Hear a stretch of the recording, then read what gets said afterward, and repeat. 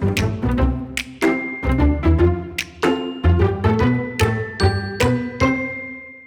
everyone and welcome back to part 2 of Ana de Armas, a student of her craft. This is Live Interactive English. I'm Mike. And I'm Sam. And are you a fan of Ana de Armas yet? You know, I'm starting to become because I think it's so interesting and also I think it's such a smart decision that she felt like she was being typecast in Spain. So people in Spain started to realize or to think of her as a teenager. Right. And so she made a huge move to America to kind of get away from that typecast. She could have just stayed there and easily kept playing the same role, but this shows she clearly really cares about acting and she wants to do more than just have the easy role of a teenager. So I think that's pretty fantastic. Yeah. And even though she had leading roles in Spain in television and movies, I'm sure when she got to Hollywood and started knocking on doors or her agent was out there trying to get her work, being a big star on Spanish TV, it probably wasn't the most impressive thing in Hollywood. And of course, remember, she was born in Cuba. She worked in Spain. These are Spanish-speaking places in the world.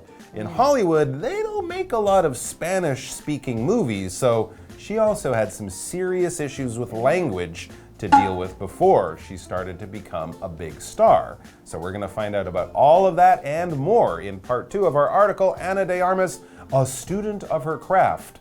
Also a student of English. Yeah. I think she'll be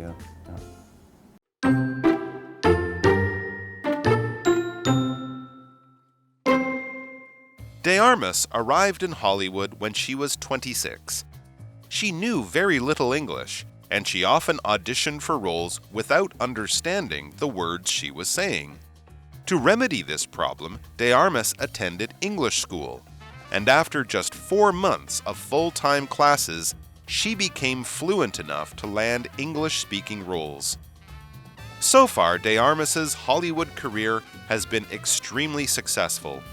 Since she starred in her first Hollywood film, Knock Knock, in 2015, she has had major roles in movies such as Blade Runner 2049 and Knives Out.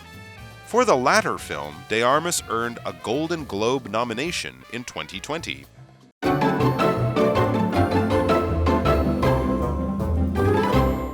All right, so let's go ahead and look at how De Armas's career kind of shifted and changed when she came over to Hollywood to kind of really get into that kind of whole experience. So our reading continues with De Armas arrived in Hollywood when she was 26. She knew very little English and she often auditioned for roles without understanding the words she was saying. Woo! Could you imagine that? No. You're just like, okay, I know the words, I can read it, but I don't know what I'm saying. That is incredible. And you have to show the feeling of what the words are saying. She must have spent a lot of time with a dictionary, kind of looking things circle up. like this I should be mad, this I should be happy. Yeah, that'd but be to really remember hard. it and to actually do it so that people believe you, that is very impressive. But obviously, her career in Hollywood was not going to be great if she was really struggling with language, right? She had to become better at English. So, listen to this. To remedy this problem, De Armas attended English school. Makes sense. And after just 4 months of full-time classes, she became fluent enough to land English-speaking roles. Ooh. 4 months of hard studying every day, probably morning and afternoon, doing all her homework, being a really good student.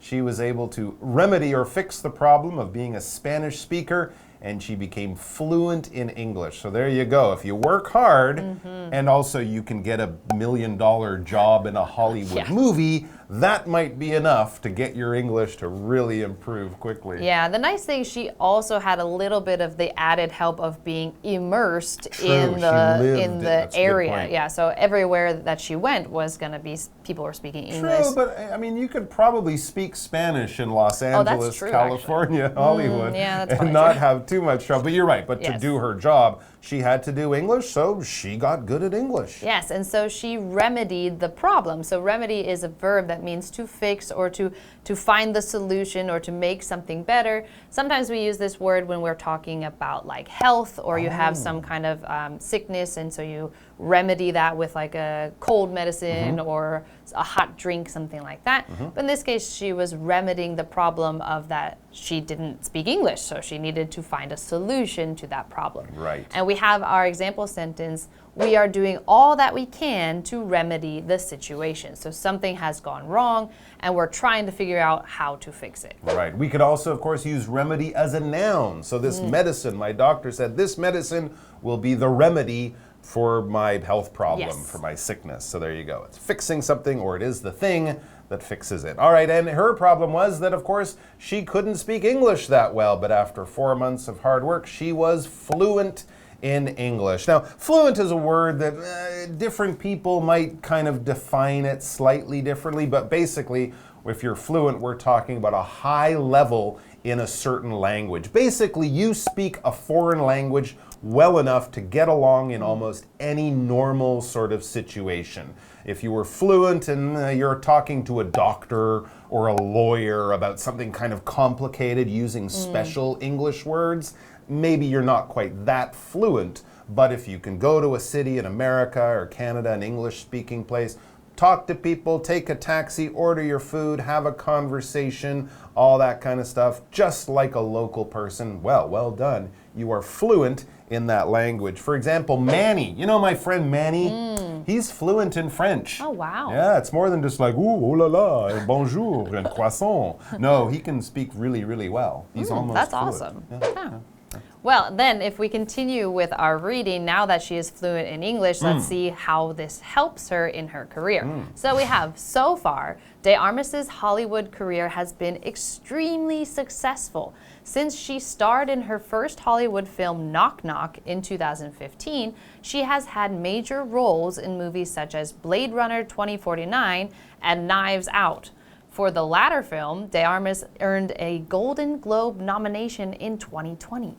She got a Golden Globe nomination. Not bad. Yeah, not bad for not having known English for very long, and now she's in all these big Hollywood movies and actually getting nominated and recognized by these awards associations. That's a pretty big deal, and she's still quite a young actress too. Yes. So young actress, fairly new career, in a language that's not the one she was born speaking, but still great success. We'll be back with more about her great success, both current and future, after the break.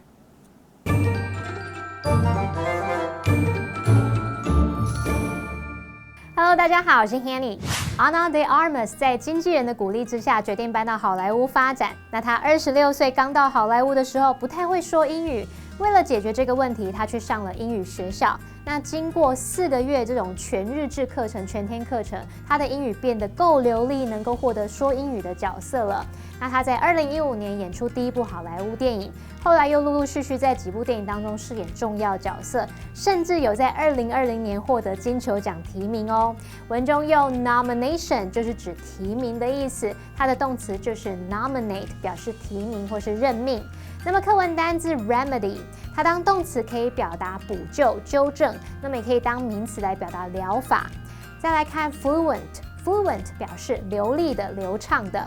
那补充一下 ，Ana de Armas 在学英语的过程中，她可以沉浸在全英语的环境里面，这对她的学习有很大帮助。Sam 老师这时候用到 immerse 这个字 ，immerse，immerse 表示使沉浸在什么什么。好，那我们接着回到课文中。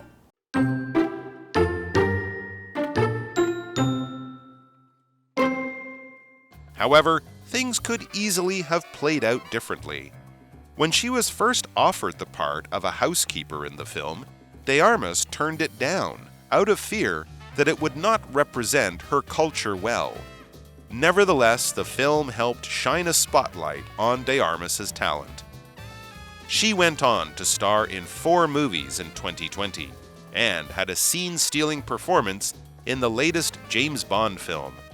She can also be seen in the 2022 film Blonde, in which she stars as Marilyn Monroe. That's not a bad stretch for someone who 7 years ago could barely speak English.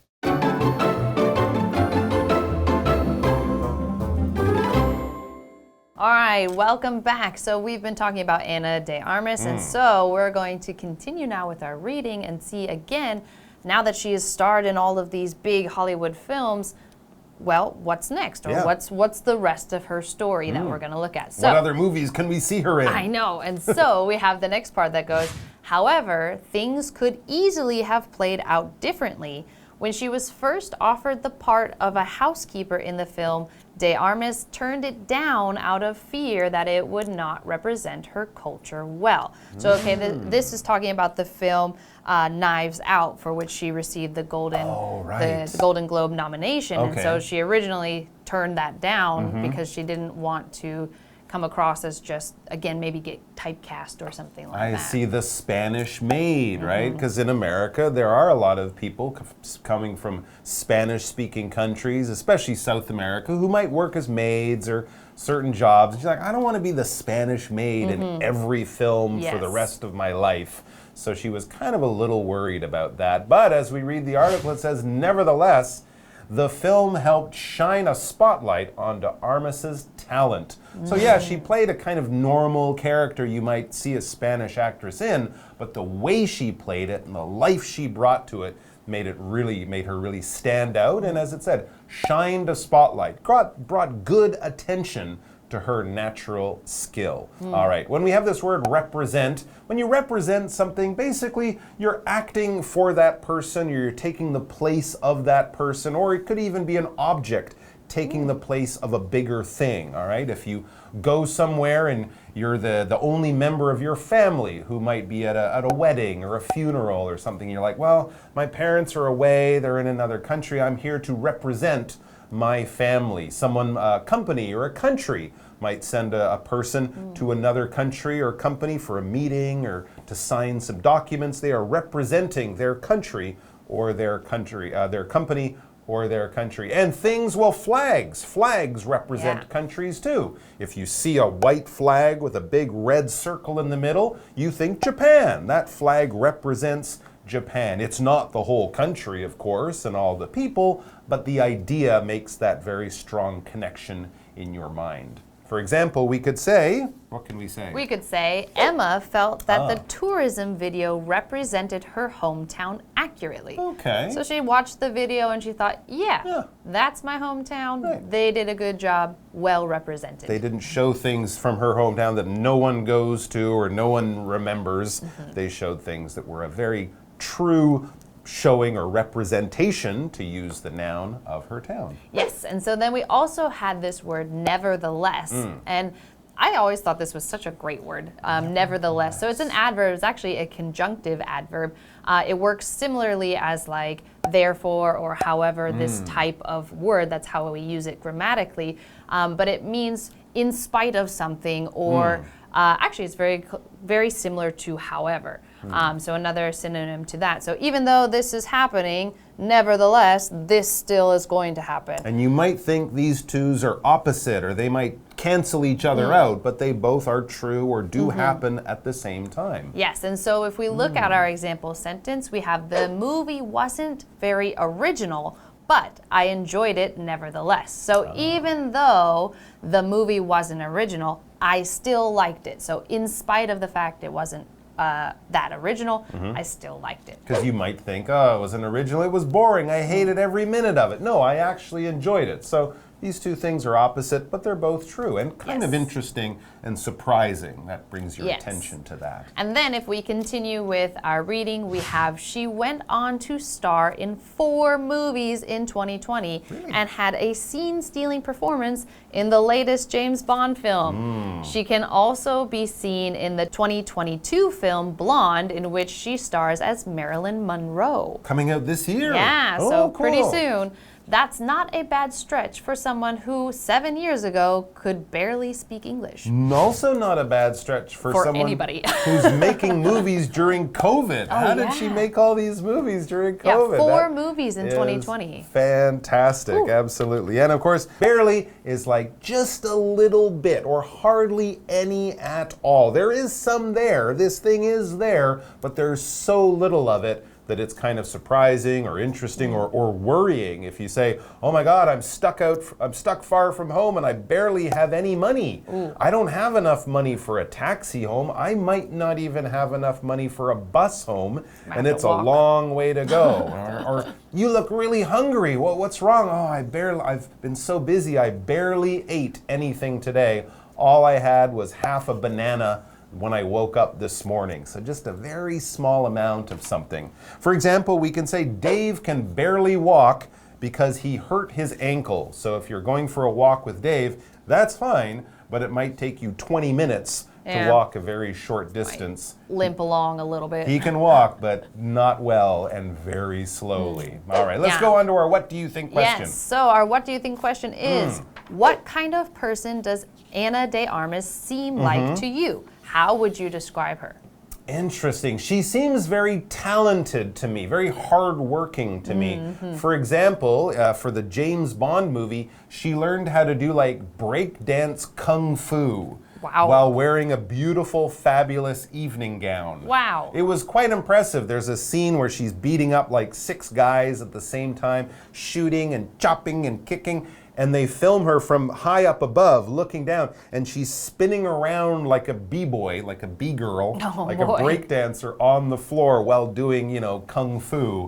And I kind of thought, that must have taken a long time to learn and practice. Yeah. While also wearing an amazing, Oscar-style evening gown and looking like $1 million. So yeah, I think I'm gonna have to go and watch some of these movies and really check out and see who she actually is and what she can do. So I think that's what I'm gonna do and also in this break. To see her as Marilyn Monroe. Yeah, that's gonna be really interesting too. She's gonna need a new hair color. All right, there's gonna be much more to enjoy and experience with Ana de Armas and her growing career. I'm sure will go on for many, many years to come. We'll see you guys though back here very soon for more great articles. Until then, buenos dias. Bye. I'm fluent in Spanish. Oh, that was English.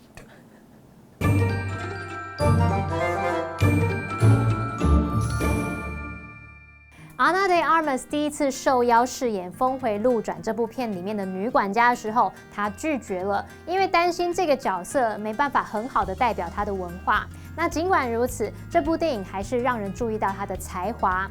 那么她在2020年演了4部电影，并且在最新的詹姆斯庞的电影当中有非常精彩的演出。像 Mike 老师就对于她穿美丽晚礼服打斗的场面印象深刻。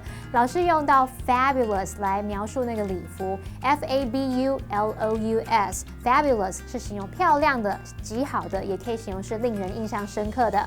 那课文最后写到，2022年的电影《金发美人》也可以看见她的身影。她在片里面呢是饰演玛丽莲·梦露。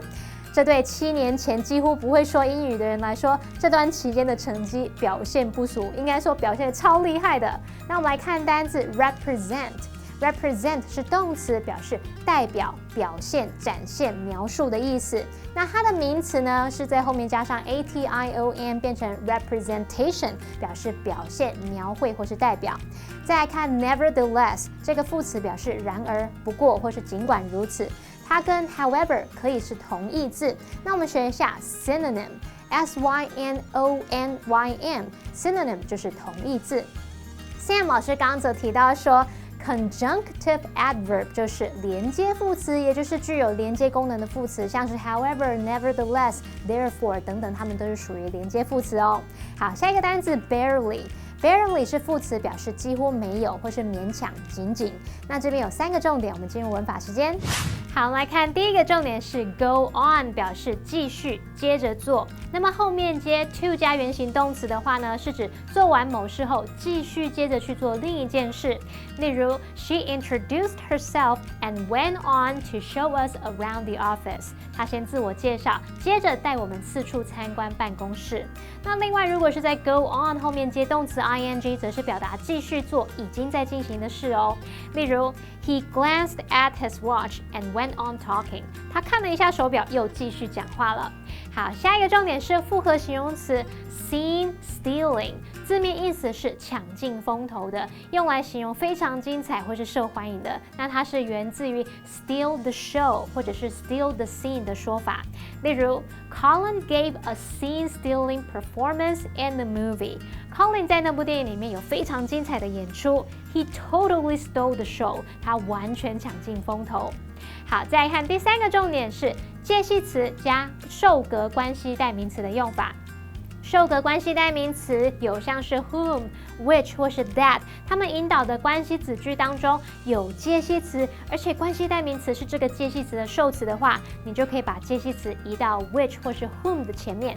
这时候关系代名词是不能省略的哦，而且也不能用 that 代替。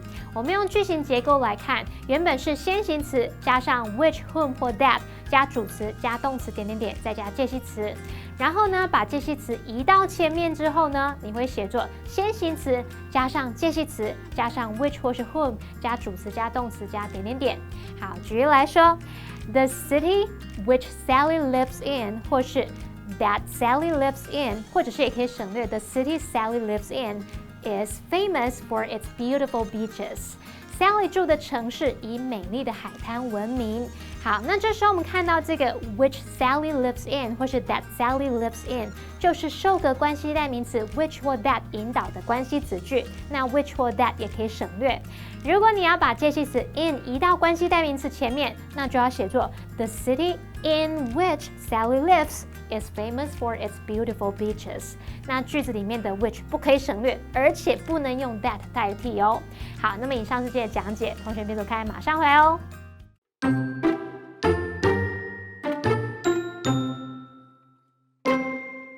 De Armas arrived in Hollywood when she was 26.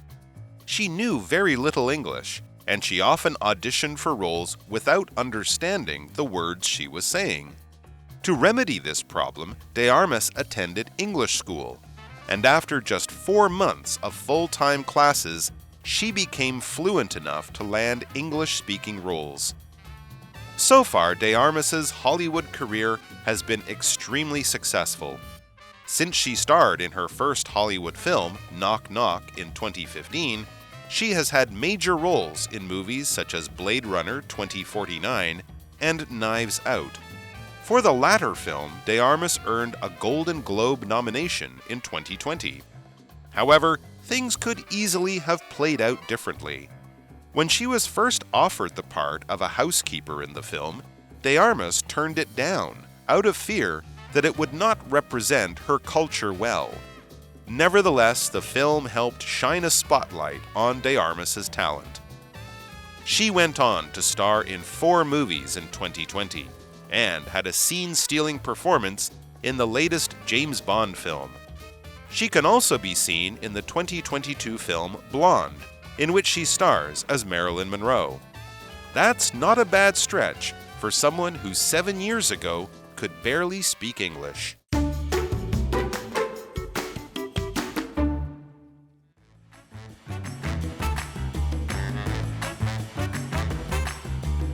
Hello, I'm Matt. I'm Jamie. Today we're playing Word Drop. We each have 3 cards with vocabulary words on them that we haven't seen yet, and we need to fit these 3 words into a conversation as smoothly as we can. All right, Jamie, would you like to start the conversation? I suppose. All right, here we go. Ready? Okay, let's go. Okay.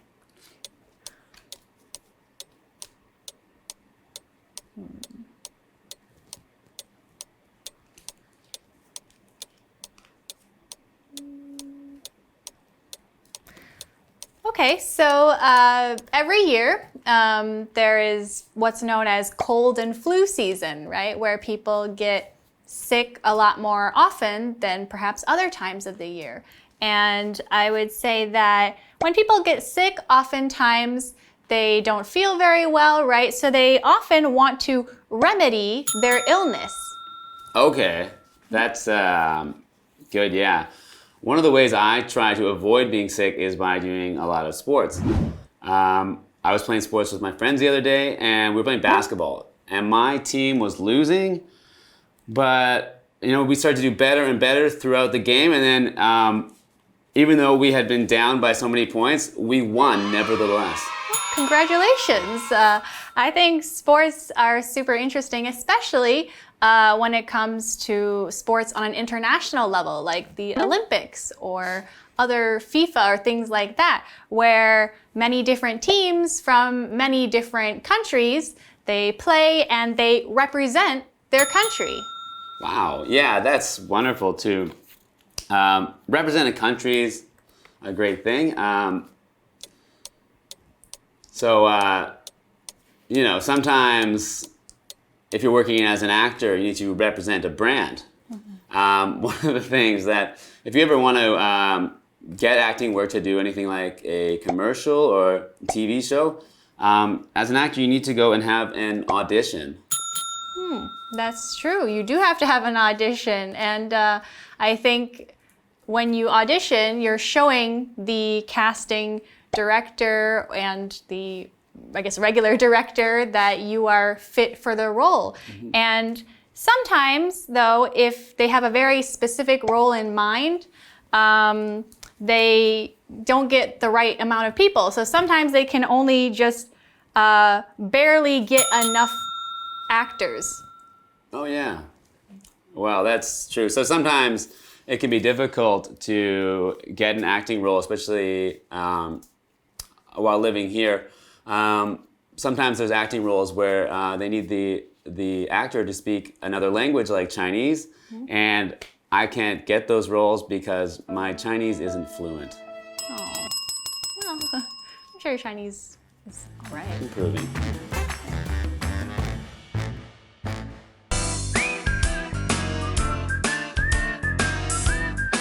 See you next time!